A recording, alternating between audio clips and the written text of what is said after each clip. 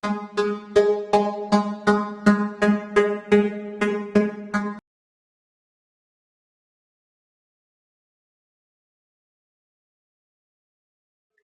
pessoal.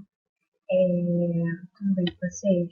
Bom, a aula de hoje vai ser sobre citologia, né? Introdução à citologia. E primeiro a gente tem que entender o que é a citologia, né? E a citologia, ela é a área da biologia que vai estudar as células, mas as células, né, o funcionamento delas, a sua estrutura, né, como que elas interagem, né, elas se comportam dentro de um organismo. E a partir disso, né, a gente define a célula como a unidade básica da vida. Todo ser vivo, ele é formado por células, né, por uma ou mais células. E para nós também começarmos a entender, né, sobre citologia, precisamos entender a história, né, porque tudo tem uma história. E na biologia, né, das células não é diferente. Em 1590, Janssen inventou o primeiro microscópio simples. E a gente sabe que o microscópio ele é muito importante na visualização das células, né, no estudo das células, porque nós não conseguimos visualizar as células a olho nu, ou seja, nós não conseguimos é, visualizar as células sem o auxílio de um microscópio, né, sem o auxílio de um aparelho que nos permita, né, visualizar essas estruturas que são muito pequenas. A célula é uma estrutura muito pequena. E aí, em 1665, Robert Hooke ele vai, né, fazer um experimento com cortiças de madeira. E aí ele bota essas cortiças em um microscópio e observa e percebe que nessa cortiça tem uma presença de uma parede celular. E essa parede celular tinha pequenas células. E ele denominou, né, essas pequenas células de células. E a partir, né, desse experimento, é, o termo célula, né, foi introduzido na comunidade científica.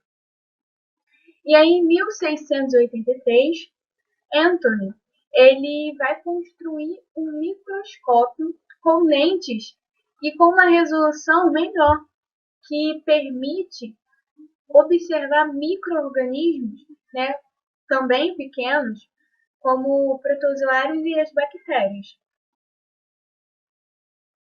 E ainda na história, né, Robert Ball ele vai descobrir, né, vai fazer um experimento.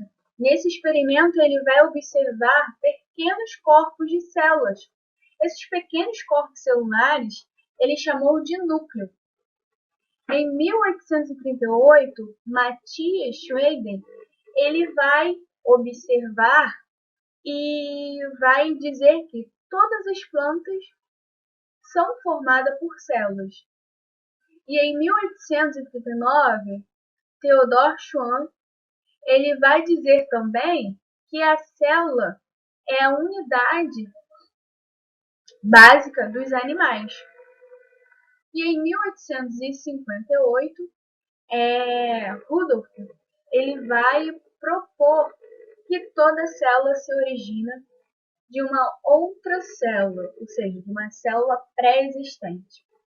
E aí, Schweden e Schwann, eles tiveram, né, ideias que vão ser muito importantes. E essas duas ideias, elas vão formar a teoria celular. O que seria, né, a teoria celular, né? Ela é a base, né, a base da biologia celular. E essa teoria ela é dividida em três postulados. O primeiro é que todo ser vivo ele é formado por células, obrigatoriamente. Né? Existe uma questão dos vírus. Ah, mas e os vírus? Então, Alguns cientistas consideram os vivos como um ser vivo, outros não consideram, né? Na comunidade científica existe meio que essa briga, né? Entre se é um ser vivo, se não é um ser vivo, mas até o momento, né? Nas literaturas ainda não é considerado um ser vivo. Então, se você vê em alguma questão, né? E lá no meio estiver perguntando se quais das opções, né, são uma célula, né, são um ser vivo, quer dizer, vírus tem que ser excluído, porque o vírus ele não é considerado um ser vivo, porque ele não consegue se reproduzir por si próprio. Ele é um parasita obrigatório, né? Ele vai precisar de uma célula para se reproduzir. Ele sozinho ele não consegue se reproduzir. Então, né? Primeiro postulado é que todo ser vivo é formado por células. E a célula, né, dessa forma, é a unidade morfológica dos seres vivos. Segundo postulado é que a célula é fundamental à vida, né? Elas são unidades funcionais e fisiológicas dos seres vivos. E terceiro, todas as células se originam de uma célula pré-existente, né? Quando Schrader e Schwann eles, né, disseram, um disse que todas as plantas eram formadas por seres vivos e outro disse que opa, desculpa, ele disse que todas as plantas eram formadas por células e o outro disse que todos os animais eram formados por células. Mesmo eles falando, né, sobre isso, né, eles propondo, né, essas ideias, ainda assim, para a teoria celular, ficou faltando alguma coisa. Tá, os organismos são formados por células, a célula é a unidade básica da vida, mas e daí? De onde surgem as células, né? Como elas se originam? E por isso, né,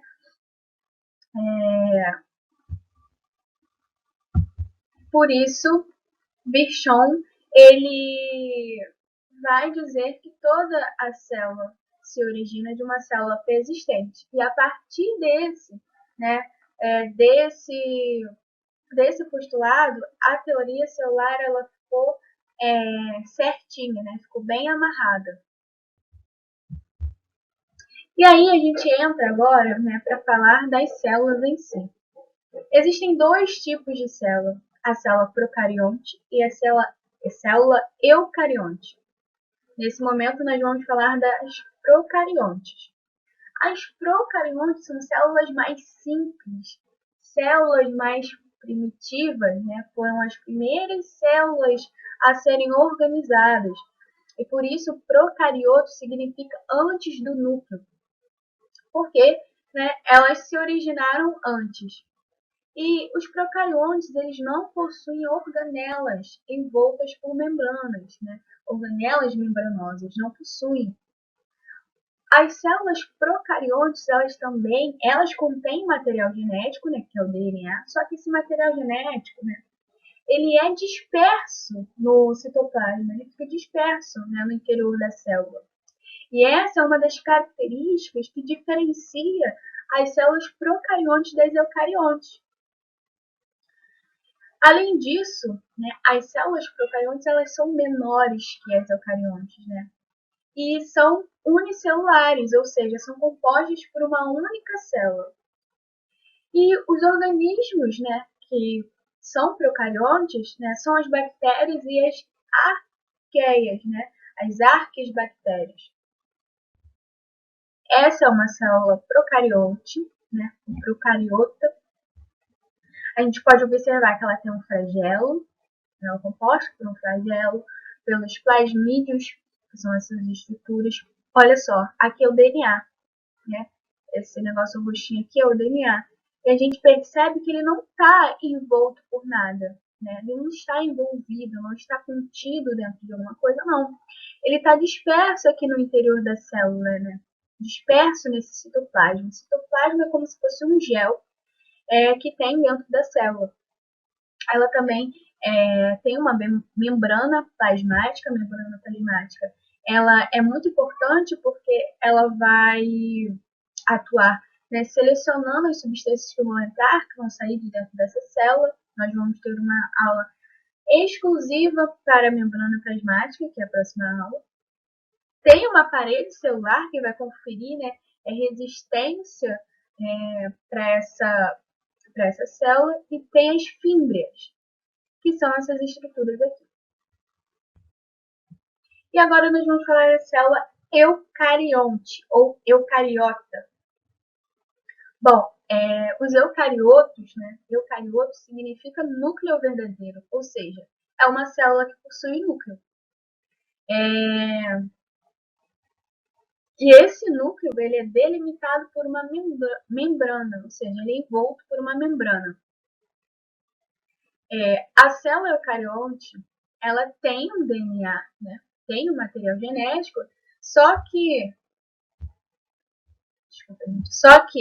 diferente da célula procarionte, esse material genético, como eu falei, ele vai ficar contido dentro do núcleo. Ele vai estar dentro de uma estrutura, diferente das eucariontes, diferente das procariontes, que seu material genético não fica dentro de uma estrutura, né? Ele fica disperso, né, no interior da célula. As células eucariontes, elas possuem organelas membranosas. Nós vamos ver, né, nas próximas aulas. São maiores que as procarióticas e estão presentes, né, nos animais, nos vegetais, nos protozoários e nos fungos. Essa aqui é uma célula eucarionte.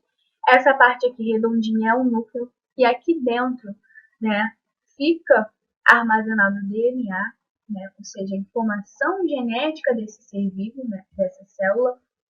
Temos os ribossomos, que são importantes para a síntese de proteínas, o complexo de Golgi ou complexo golgiense. Temos a membrana plasmática, a mitocôndria, que vai atuar na respiração celular, o lisossoma, ou lisossomo, né, que vai atuar na digestão intracelular.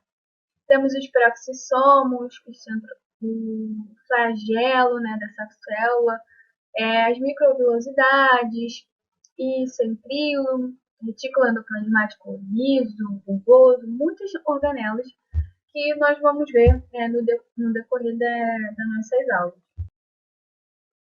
E aí, entre a célula animal e a célula vegetal, existem diferenças. Ambas são procarióticas, ou seja, ambas são eucarióticas. E aí, elas têm uma diferença. A célula animal, ela não possui parede celular, não possui vacúolo e não possui plastos. Por quê? Porque plastos e vacúolo são estruturas, né, da célula eucariótica vegetal. Então, a célula eucariótica vegetal ela vai possuir uma parede celular, né, que vai conferir rigidez a essa célula. Ela vai nessa célula vai conter, né, um vacúolo, né, que vai permitir que essa célula ela não perca sua conformação, e vai possuir plastos, como o cloroplasto, que é um plasto, né, que é importante na fotossíntese. Ele é uma estrutura, né, uma organela muito importante no processo de fotossíntese. E ainda, né, nós temos outra questão que também é muito importante, sobre uma célula unicelular e multicelular, ou pluricelular. Organismos que são unicelular são organismos que possuem uma única célula. E esses organismos podem ser as bactérias, os protozoários. E os organismos que são multicelular ou pluricelular são os organismos que vão possuir mais de uma célula. E esses organismos eles são mais complexos por eles terem mais células. E podem ser os animais, as plantas e os fungos.